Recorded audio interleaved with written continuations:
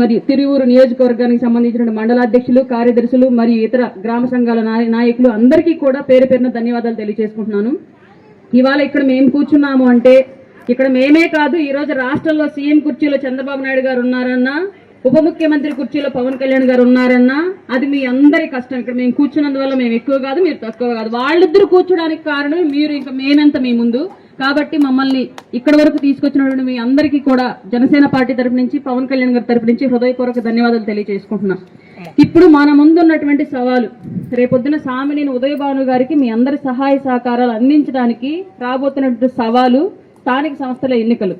ప్రతి చోట పార్టీ నియమాల ప్రకారం, జిల్లా అధ్యక్షుల యొక్క సూచనల ప్రకారం ఏ అభ్యర్థికి అవకాశం కల్పించినా ఎలాంటి భేషజాలకు వెళ్లకుండా, ఎలాంటి వర్గ విభేదాలకు వెళ్లకుండా, ఎలాంటి కుల వివక్షలకు వెళ్లకుండా ప్రతి ఒక్కరిని సపోర్ట్ చేసి కూటమి నుంచి పోటీ చేసినటువంటి ప్రతి అభ్యర్థిని గెలిపించి తీసుకెళ్లాల్సిన బాధ్యత మనందరి భుజాల మీద ఉంది. ఈరోజు అది పవన్ కళ్యాణ్ గారు, సామినేని ఉదయభాను గారు లాంటి పెద్దలందరూ భుజం మీద పెట్టినటువంటి బాధ్యత. ఆ బాధ్యతకి మనం కూడా తోడయ్యి రాముడి యుద్ధానికి హనుమంతుడిలాగా, వానర దండులాగా మనందరం సహాయ సహకారాలు అందించాల్సిన రోజైతే అతి దగ్గరలో ఉంది. కాబట్టి ఇప్పుడు ప్రత్యేకించి నేను ఒక విషయం మిమ్మల్ని అడుగుతాను. ఎప్పుడైనా పవన్ కళ్యాణ్ గారు ఆయన రాజకీయాల్లోకి వచ్చిన తర్వాత, ఈవెన్ ప్రజారాజ్యంలో యువరాజ్యం అధ్యక్షుడిగా ఉన్నప్పటి నుంచి కూడా ఏ రోజైనా సరే నేను ఫలానా కులానికి చెందిన వ్యక్తిని, ఈ కులాన్ని భుజాన మోస్తాను, ఈ కులాన్ని పక్కనేస్తాను ఎప్పుడన్నా అంటాం మీరు విన్నారా?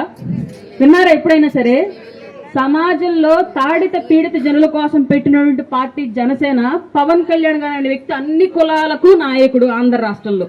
కానీ చంద్రబాబు నాయుడు గారు ఒక కులానికి నాయకుడని ఎవరు రావట్లే, ఏ కుల సంఘాల నాయకులు రావట్లా.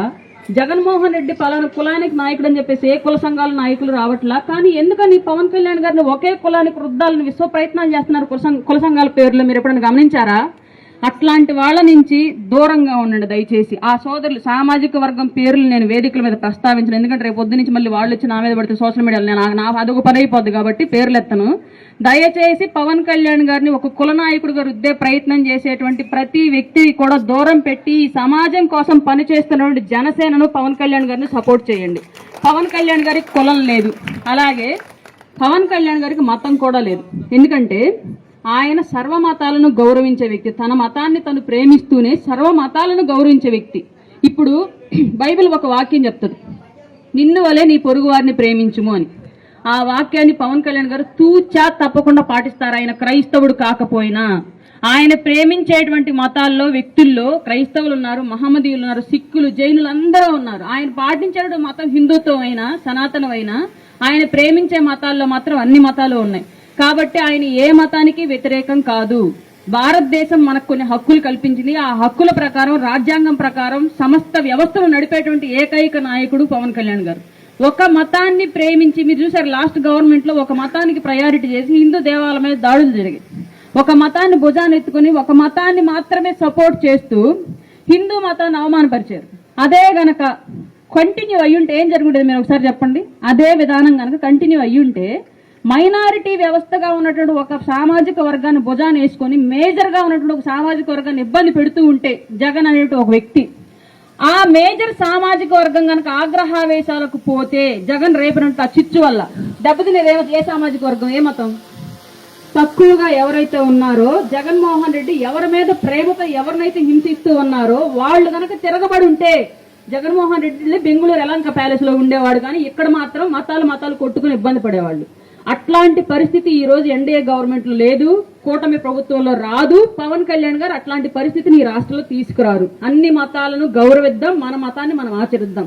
ఈ విషయాన్ని రేపు స్థానిక సంస్థల ఎలక్షన్స్ లో కూడా గట్టిగా మీరు తీసుకెళ్లాల్సిన అవసరం ఉంది. ఎందుకంటే ఇవాళ మతాల ముసుగులో నేను చూసుంటారు, మీరు అభినయన ఒక పాస్టర్ పాడేరు దగ్గర మీరు చూసుంటారు, అందరూ తెలుసుండొచ్చు ఆ స్టోరీ. ఆయనే దాడి చేయించుకొని ఆయనకాయన హత్యా ప్రయత్నం నా మీద జరిగింది అని చెప్పేసి హిందూ మతం మీద, కూటమి ప్రభుత్వం మీద, అక్కడ ఉన్నటువంటి పోలీసు వ్యవస్థ మీద నిందలు వేసేటువంటి ప్రయత్నం చేశాడు. ఇది ఇలాగే జరుగుతూ ఉంటే నష్టపోయేది ఎవరు? మతాల ముసుగులో కొట్టుకొని మనమందరం నాశనం అయిపోతాం, వాళ్ళు మాత్రం బానే ఉంటారు. కాబట్టి ఇక్కడ ప్రతి ఒక్కళ్ళు గౌరవించబడేటువంటి వ్యవస్థ ఎన్డీఏ కూటమి, పవన్ కళ్యాణ్ గారి నాయకత్వం.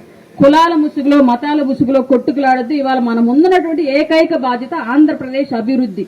ఇక్కడ ప్రతి ఒక్కళ్ళు ఎదగాలి, చదువుకున్న యువతకు ఉద్యోగాలు రావాలి, మహిళలకు భద్రత లభించాలి, ఉద్యోగులకు వాళ్ళ వర్క్ ప్రకారం ఒత్తిడి లేకుండా, రాజకీయ ఒత్తిడి లేకుండా వాళ్ళ జాబులు వాళ్ళు చేసుకోగలిగేటువంటి స్వేచ్ఛ కావాలి. అట్లాంటి అన్ని వ్యవస్థల్లో కూడా సరిచేసేటువంటి లక్ష్యం ఈ రోజు పవన్ కళ్యాణ్ గారి మీద భుజాల మీద ఉంది. కాబట్టి మీరందరూ కూడా మీడియా ముసుగులో, కుల పెద్దల ముసుగులో, మత పెద్దల ముసుగులో వచ్చి మనల్ని మాయ చేస్తున్నటువంటి వైసీపీ ముసుగుదారులను ఎవరిని కూడా నమ్మకుండా వాళ్ళని దూరం పెట్టి రాబోయే రోజుల్లో పవన్ కళ్యాణ్ గారి ఆశయాలను, సిద్ధాంతాలను సమాజంలో తీసుకెళ్లి జనసేన అధికారంలోకి వచ్చి పవన్ కళ్యాణ్ గారు అత్యున్నత స్థాయిలోకి వెళ్లేందుకు మనందరం సహాయ సహకారం అందించాలని మనస్ఫూర్తిగా ఈ వేదిక సాక్షిగా మిమ్మల్ని అందరినీ కోరుకుంటూ, మరొకసారి నాకు ఈ అవకాశం కల్పించినందుకు తిరువూరు ప్రజలకు, పిఓసి గారికి, సామినేని ఉదయ్ భాను గారికి అందరికీ కూడా మనస్ఫూర్తిగా ధన్యవాదాలు తెలియ